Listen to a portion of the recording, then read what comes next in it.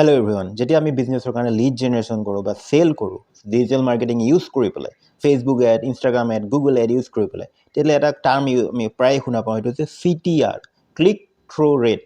Click through rate কি হয়? আজি আমি এই ভিডিঅ'টোত ডিছকাছ কৰিম। ক্লিক থ্ৰু ৰেট মানে আপুনি চিম্পল ভাষাত যদি ক'ব বিচাৰে, যদি আপুনি 100টা মানুহৰ ওচৰত গৈছে, 100টা মানুহে আপোনাৰ এডটো দেখা পাইছে, আৰু তাৰ ভিতৰত যদি 10টা মানুহে আপোনাৰ সেই এডটোত ক্লিক কৰিছে, তাকে কয় 10% ক্লিক থ্ৰু ৰেট। আপোনাৰ ক্লিক থ্ৰু ৰেট হৈছে CTR হৈছে 10%। গতিকে আপুনি যদি আমি কেনেকৈ আমি CTRটো বঢ়াব পাৰোঁ, অৰ্থাৎ যদি আমি CTRটো কম হয়, তেতিয়াহ'লে আপুনি কম মানুহ আপোনাৰ ৱেবছাইটত যাব।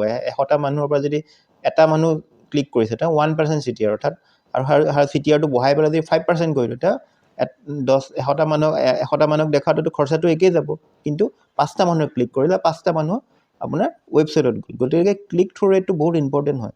আপুনি ক্লিক থ্ৰু ৰেটটো বঢ়াবৰ কাৰণে আপুনি ফাৰ্ষ্ট আপুনি হেডলাইনটো ভাল কৰিব লাগিব, মাৰ্কেটিং মেছেজটো ভাল কৰিব লাগিব, যাতে মানে অফাৰটো ভাল হ'ব লাগিব, আৰু আপোনাৰ আৰ্জেঞ্চি থাকিব লাগিব, যাতে মানুহে ক্লিক কৰে।